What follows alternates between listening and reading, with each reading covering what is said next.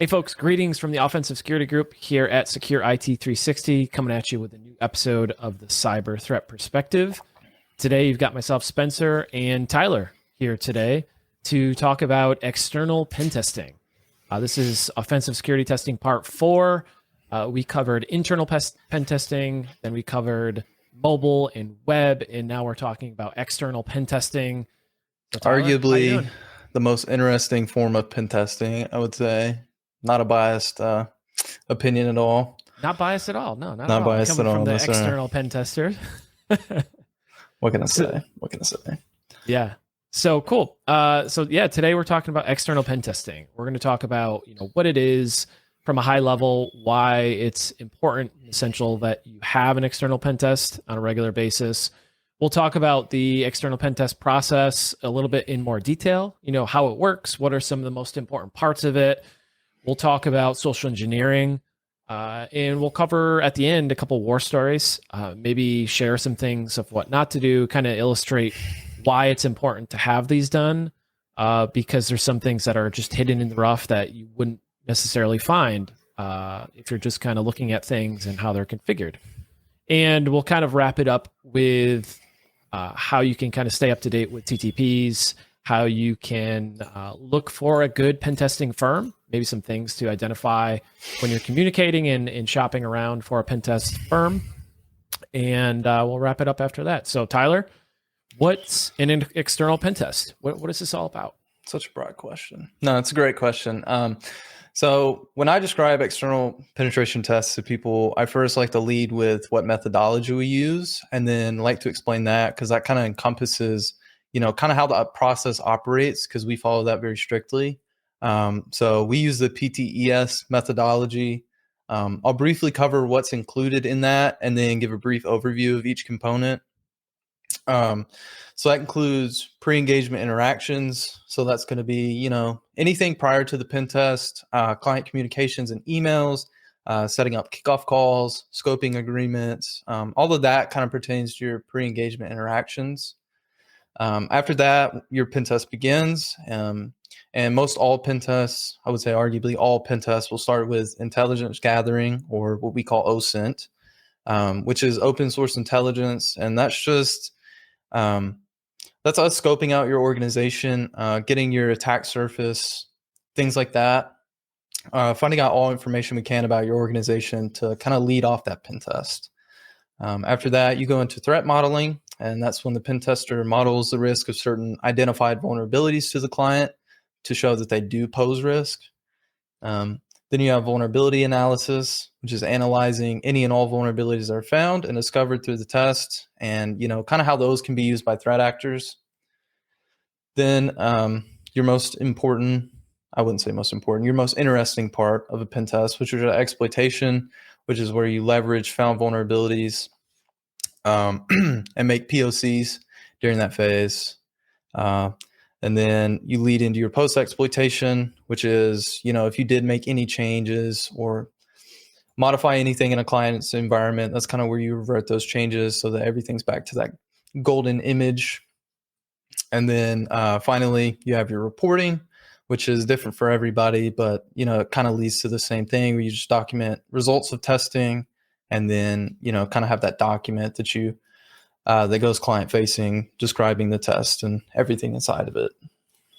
Awesome. So that's great. And I think, one of the things we all agree on here at Secure IT 360 is following a framework, following a standard is a really good idea, right? It makes for a repeatable process. It makes for a process that is consistent amongst testers. So whether Tyler does your test or Jordan or Sam or whoever else, they're following a consistent methodology and a framework so that you get a consistent pen test no matter what.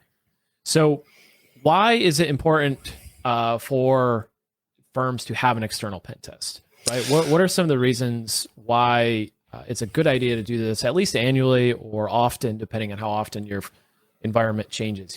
Why is it an important part of a security program? Well, especially external, most organizations don't know what's all out there. Sometimes applications get stood up and organizations forget about them and they get deprecated, but they still pose that risk as an organization. So I think one of the most important things a pen test can offer to a client is really just a grasp over your external footprint, what all you have out there, and what that external footprint security looks like. You know, so Yep. just getting a grasp really on asset management is a good thing that a pen test can provide, and then providing the security of all those external facing assets. Yep. And if Brad were here, he would say it's the blocking and tackling, right? Asset management is control number one. Know what you have in order to protect it. And I think shadow IT is a real thing, right? Shadow IT is something that we have been combating with for a long time, but maybe exacerbated a little bit since everybody started working from home, right? Now people are standing up cloud apps, or they're creating box accounts, or Zoom accounts, whatever. And now those are all of a sudden not necessarily under the umbrella of IT. I know this is a little bit of a curveball based on our notes, Tyler, but maybe just talk about shadow IT and how that is kind of wrapped into this external pen test process, especially like when you spray an account or you spray a service and you get access to that account. You might think that getting access to Zoom is really not that big of a deal, right? Or some other cloud app, but it is a really big deal, and it's really important to look at those things as well.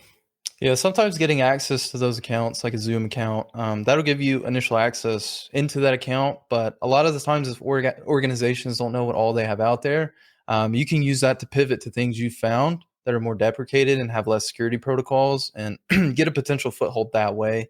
So just really getting a grasp on what all you have, so that your room to pivot is less. And also, if you forget things are out there, we've seen people forget MFA on certain cloud apps and things of that nature. So, just doing asset management to know what all is secured properly and what's not. Yep, definitely. So I know we want to talk about dive a little bit more into the process than what we already covered now.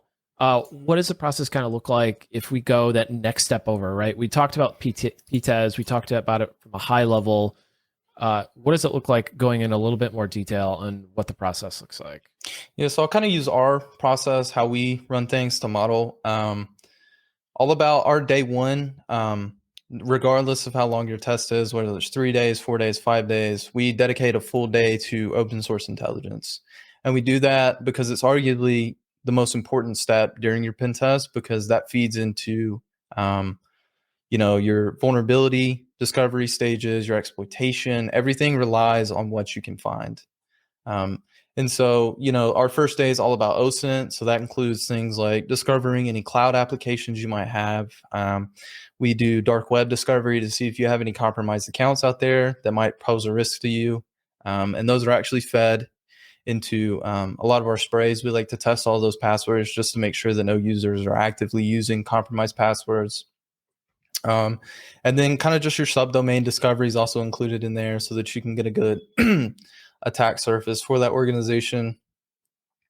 And then after you've done that OSINT day, we like to go into what we call vulnerability discovery, which is, we run tools like Nessus to check for automated vulnerabilities. And then we're also running tools like Test SSL to check for SSL and TLS misconfigurations. And then things like Nikto to check for vulnerabilities as well. And then we're manually going through all that. And then also we're manually checking for vulnerabilities in any web applications you might have. So it's a very encompassing stage. Vulnerability discovery usually takes, the half part of your second day to go through all those things. And then that's all leveraged during exploitation. So exploitation includes things like password sprays, SQL injection if you have any vulnerable web apps. Things of that nature are covered in exploitation. I won't go into too much detail because I feel like it's a by organization process for exploitation. So not everybody's going to have the same stuff to leverage. But that's kind of the general gist. Once you wrap up exploitation, your pen test is over. And so we like to go into reporting after that. And that takes up probably the last part of your last day. And we like to have a good turnaround time on those to get those to an organization the day after their pen test concludes. Yeah, and you touched on something that we wanted to talk about next, which is OSINT, right? One of the most important components of the external pen test is the OSINT. We're looking for credentials on the dark web, breach credentials. We're looking at software version information. We're looking at the people who are part of the organization or the firm. Talk about, especially for let's say law firms, right? What's one of the biggest sources of information that you find on law firms, right? Either on their website or just Google Dorking. What's one of the biggest places that you find information that you can use to leverage, whether it's social engineering or maybe targeting the organization more specifically? What are some of the go-to locations you like to use? My favorite thing in the world, you can attest to this, is an About Us page. Generally, an About Us page will include most all of your lawyers. I would say 90% of the time you don't include IT staff in those, because it's just you're trying to get a person that's looking at your organization introduced to the people that they're going to work Right. with. And that's really important for me to leverage, because that's just an easy source for 100, 200, 300 emails and potentially phone numbers as well, which you can use to social engineer that person. You can also use those to do brute force attacks, credential stuffing attacks, password spraying attacks. So that's a huge source of information that I commonly pull when pen testing law firms. Yeah, and I'm glad you caught that, because I set that layup for you just perfectly, so you could slam dunk that. Slam dunk it. Yeah. But in all seriousness, Tyler and Sam and Jordan, all the external pen testers, look for those About Us pages because of the wealth of information that is contained on those, right? Not just the email addresses, but a lot of times when you're marketing your law firm, you have where the individual went to school, where they got their degrees and licenses from, all sorts of information that can be used for social engineering. And we don't say that, and usually our recommendation, Tyler, correct me if I'm wrong, isn't to just remove it. It's just to be mindful of it. What are some of your thoughts, just quickly on that, real quick, of how to best control that information, I guess? So most organizations opt to keep that on websites. Generally, we put that as an informational finding in all reports. While it does pose risk to an organization because it can be used for attacks, those emails can commonly be spidered off of other websites and places anyway. But that's just an easy source to leverage all of those. And a lot of the times, organizations provide us with those same reasons, that spiders are going to get those emails anyway, and so they opt to leave them. But we just like to make people aware of the risks that it can present. Yeah. Pro tip, something I don't think we've really talked about before, but something that's just coming to mind right now because we were talking about it in an internal meeting yesterday, was using active deception or cyber deception techniques on your website, right? So maybe create a fake persona on your website, fake lawyer with a fake email, maybe a real email, but you know what I mean? So that if somebody starts password spraying it or trying to log in or a numerator or whatever, you get an alert, right? Kind of a canary token or a honey token on your website. So yeah, I've gotten caught performing password sprays and account enumeration that way. People have put up those honeypot accounts that I've hit with a spray, and then I've had security alerts generated because of those. So the value in those is really immense, and I always love to recommend free things, and that's one of those free things that you could just slap on that page and have an extra layer of security and awareness from that. Yeah, it's kind of like Robert's director of facilities. I forget what it is. Robert's dog is on LinkedIn. He created a LinkedIn profile for him, and I forget what director of physical security or something like that. I forget what his title is. Director of physical security. Yeah. Good stuff. So getting back on track here, what are some of so we have different types of external pen tests. And something I think we wanted to talk about was a couple different types of external pen tests and what those look like, and maybe some of the pros and cons of both of those, whether it's black box, gray box, white box, blue box, whatever you want to call it. Full disclosure, there's various types. You can get all information, you get none, start at different points. So maybe clue us in on a little bit of the differences there. Yeah, so we can start with our most common type of pen test is going to be your gray box. Generally in the kickoff calls, we like to ask for IPs So any external IPs that organizations have, we request that information and do a gray box test. Um, and the benefit to a gray box is even though we have those IPs, we don't have all your subdomains and your hosts that you could have. So any SaaS services, or not SaaS services, any SaaS products that you have, we don't know about. And so we get to enumerate those and kind of show you here's what an attacker could find outside of your IPs. And so that's our most common type of test. A full disclosure test also provides a lot of benefit. Because you get that full attack surface immediately out of the gate. So you spend less time trying to enumerate all of that, which means you have more time to, do those proof of concepts and leverage vulnerabilities found in applications. But it does come with the con that you've given the attacker everything, so you don't really get a simulated test, from an outside threat looking at your organization. And it's kind of vice versa with the black box, giving them nothing. You end up spending a lot of time doing OSINT, which we do anyway, and having to enumerate fully that organization. So you do spend less time doing threat modeling, creating proof of concepts, and doing exploitation. So, yep, definitely. It's a balance between giving a tester enough information to be effective in the limited time frame engagement that we have, and simulating a real threat actor that's kind of going after a firm. So I definitely agree with you there. Yeah, and I guess that's kind of why we like to do a gray box and meet in the middle, so that we get to spend, it's kind of the sweet spot. We get to spend enough time doing OSINT, but not too much time that, we miss out on some exploitation or, vulnerability analysis. Yep. Now, when it gets to that exploitation phase, right? One of the things that you mentioned early on was social engineering, phishing, smishing, whatever the ishings verb is nowadays that the cool kids are using.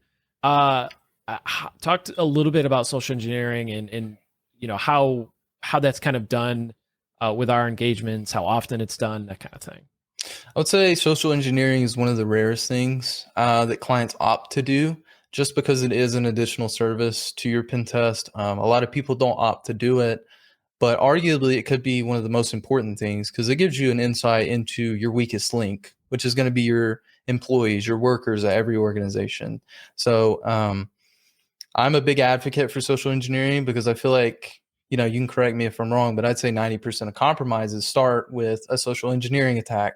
Whether it be a phishing email, somebody just sending you a link, somebody calling you, trying to reset a user's password for you IT help desk guys, anything like that, you get some insight into. And so I feel like social engineering is, just one of those key components that's missed out on a lot. Yep. Yeah, and I know there's some contention in the industry about, if you should phish your own users or if you should, perform these type of tests against your user base. And the purpose of this call is this meeting isn't to necessarily debate that, but to talk about the value of testing your organization. Right? We're performing all of these tests. We're validating these controls. It makes sense that we would also validate this control, which is the human element to some extent. And it's not just legal assistants or people in accounting or the people who are not IT that fall victim to this. We see all the time through incident response or our own pen tests that it's oftentimes IT people as well that are susceptible to this, especially some of the really good phishes, like those Microsoft notification email phishing that are really, really good. They're really hard to spot for anybody, right? So, there are sophisticated attackers out there, and I say sophisticated with air quotes, right? But they're sophisticated enough to create a very realistic phish and compromise even IT and admins. So it's definitely a risk to be concerned about and to be wary of. And I'd say for any organizations that are hesitant to test their own users, if you look at the number of compromises that happen through, business email compromise, or even just how much money is spent out through, trying to help organizations that have had a business email compromise, just getting your users familiar with what phishes look like, and then providing them with that training is just, that's an extra step of security that you can have maybe some peace of mind at night and help you sleep better knowing that, okay, they've seen it, they've had some training on it, and now we can move forward a little bit more secure from that. Yeah. Now, moving on through the life cycle of an external pen test, right? We get to the end, right? Because we have a limited time engagement. We get to the end and it's time to report, right? Talk to us a little bit about reporting, how we see that, and what that kind of looks like, what it should look like, and go from there.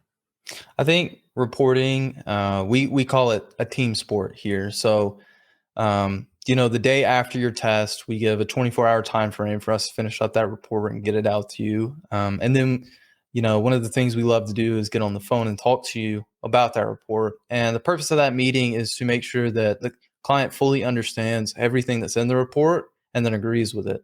Because sometimes there are mitigating factors in place on a potential or a vulnerability in the report that we are not aware of. And so just talking about everything in the report and making sure that everything is agreed upon is a crucial step in our reporting process.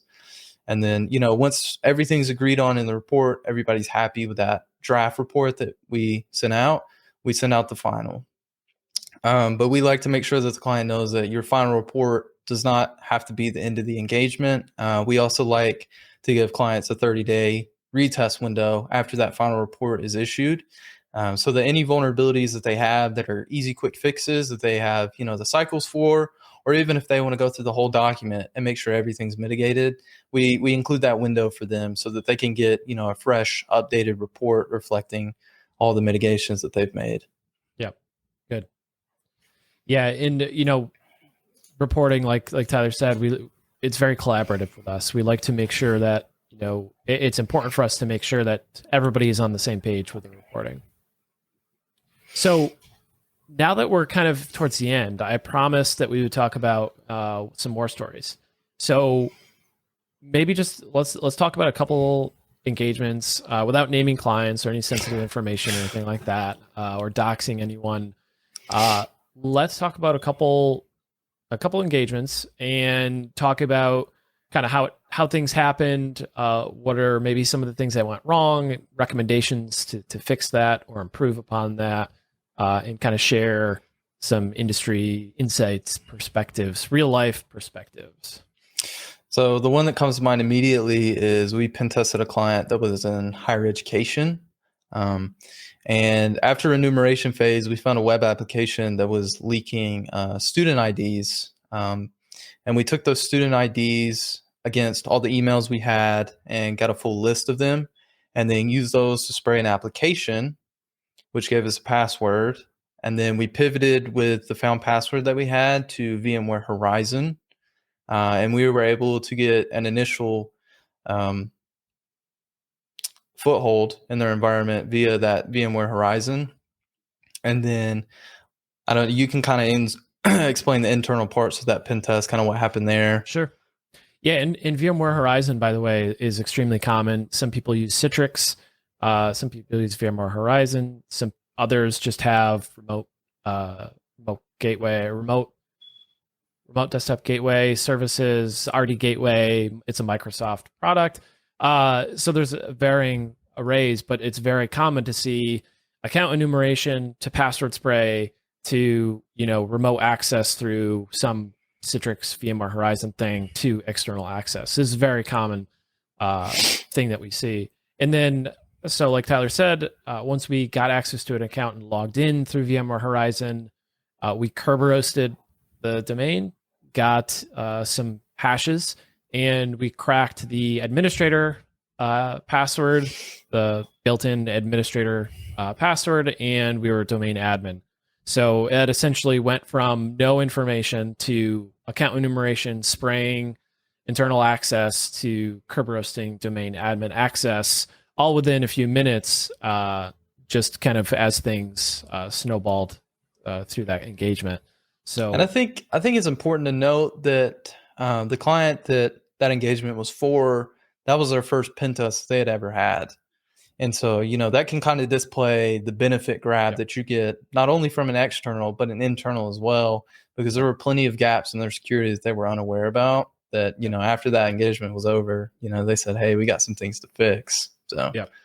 And by the way, too, that's a good point and a good reminder is, once an account is sprayed and there is internal access that's been obtained, everything stops, right? Everything stops.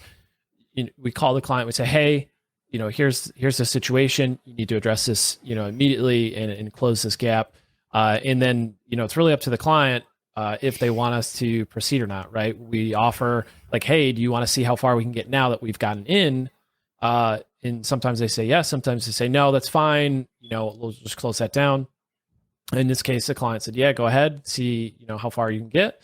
And fortunately enough for them, I think it was added value to them because they had weak passwords and we found that, and it was just something we wouldn't have found if we had stopped at that point. So it's important to know that during that external process, we're in close communication with you, the client, throughout that whole process. When we're going to spray, what we're doing at all times, and making sure that we're available to you should anything come up that you need to communicate with us on. So maybe we tip something over, maybe we locked an account. We're always in close communication to make sure that you know exactly what's going on. So that was the first one, and obviously there are some account enumeration things that could be fixed with that. There's some weak passwords, obviously, that need to be addressed. Maybe VMware Horizon can be locked down in a certain way. Yeah, because I think that was a non-MFA'd version. They didn't have MFA on that app, which made it even easier to compromise. So, yeah, I think, like you said, first pen test, there's a lot of foundational things that are probably missing at that point. So a lot of good things, that good value for the client that they can address and really mitigate those things in the future. So, second war story. What do you got? I want to do my latest pen test. Not as interesting as the last. There was, I wouldn't necessarily say an internal foothold was not gained in this one, but we were doing a password spray that had popped an account. And so what I like to do is we have a tool that you can plug in a user and their password, and it'll go through all Microsoft services that account is registered in and tell you if it has MFA enabled on it. I ran that tool and found out that this user did not have MFA on both Microsoft Azure, and Microsoft Intune. And so that was kind of one of those high-risk vulnerabilities. And it came down to a conditional access policy that was not enforcing MFA on all cloud applications. And so, we were able to address that with the client that day and get that fixed that evening, and even retest before that report went out. So, that issue went in remediated. So just small things like that, ensuring MFA on all endpoints. And that brings me to a point of, maybe credentialed versus uncredentialed tests and externals. Just briefly cover that. I don't feel like we do a lot of credentialed tests because that's not a lot of times clients don't opt into that. But I do feel like there is a lot of benefit had just for, hey, do I have MFA on everything? If you do have an account, could you get into an application with MFA? There's certain things that you could pivot around, things like that. So, just seeing some benefit add there too.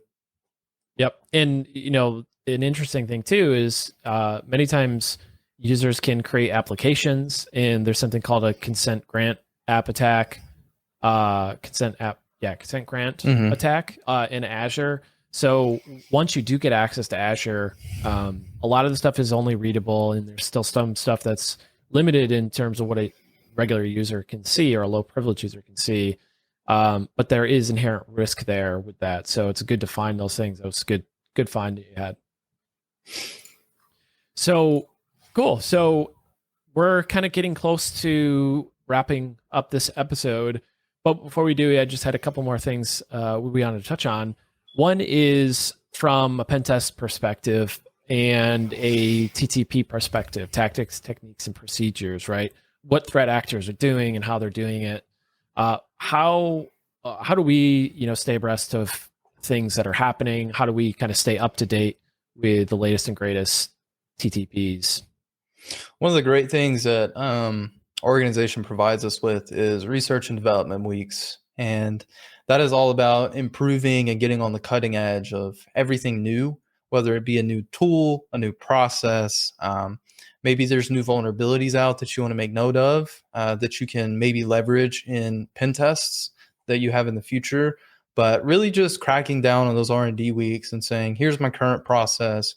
What are people doing now? Or what can I implement to make this better? And sometimes, there's not a lot of things that you can do better because you're on that bleeding edge, and that's good. But, a lot of the times there's always room for improvement. So just having that time to dedicate to look at, what's trending. Yeah. And, especially for me as well on internals, having a lab environment, we have a number of lab environments where we can test much of our tooling, whether it's, credential spraying or anything else. Having a lab environment where you can test your tools on a non-customer environment is a really good idea. And so we have the luxury of having several lab environments where we can develop tools, develop techniques, test them, make sure that they work, validate them. If there's a false positive that a client is seeing, say, hey, I see you password spraying, I don't see it in the logs. We can go back to our lab environment and be like, nope, this is where you should look. This is where the logs would be. We can validate that it is working. And so that's really beneficial for us, like Tyler said. So cool. So what about if I'm a firm, an organization searching for a pen test, right? Or a new pen test firm, or maybe I don't like my current one, or I wasn't happy with my current pen test, or maybe I was, but I want a second opinion. I want a new set of eyes, a fresh new set of eyes on my environment. What's your advice, Tyler, for looking for an external pen test partner? Maybe some things to look for, things to look out for, that kind of thing. I think one of the best things that an organization can do to set themselves apart for a good pen test is look for a team that has great client communication. I feel like that's arguably one of the most important things to have during your pen test, because you can have peace of mind that if something goes wrong, you'll have, they'll call you or they'll email you, or, even during reporting, you'll know that they're not going to, ditch you with a report and you're not going to hear from them again. So I feel like one of the staples of a good organization would be great client communication. Another thing is having good online presence, because that can kind of introduce you to the team that will be conducting your tests. You can kind of do a pre-meet and look at their staff, look at, do they have a certified staff? Those are both great things to look for. Another thing is, do they follow a methodology, or do they just conduct a pen test based on their own process? A good thing to look for would be that methodology that they're using. And then lastly, if somebody recommends you to them, that's probably a good firm. If they give, props to a firm, they said they gave us a great pen test, and that's, that's probably pointing you in the direction of a good place as well. Yeah. All good things. All good things. Well, any last minute thoughts, words, wisdom, Tyler? Do asset management. Asset management. Asset management. That's our show for today. Thank you everybody for watching and or listening. You can check us out on offsec.blog. If you got value from this episode, if you enjoyed it, if you like this kind of thing, consider sharing it with your peers, with your network, or anybody else you think might get value from it. Likes, subscribes, following, sharing, all that stuff kind of helps us kind of get our message out and share our wisdom, experience, entertainment, maybe, perhaps. We do appreciate it. Appreciate everybody listening and watching and sharing the show. And that's it. We'll see you next time. I do have some final words. Oh, you're going to interrupt the ending. I'm going to interrupt the ending with my actual final words. Okay, here we go. Final. There will be a blog post that's going to accompany this. It'll go out on offsec.blog. You can find it there. Look for my credentials at the bottom. It'll include my email and phone number. And if any of you guys are interested in conducting a pen test with us, feel free to contact me via email or phone, and we'd be happy to set that up with you guys. #plug. #plug.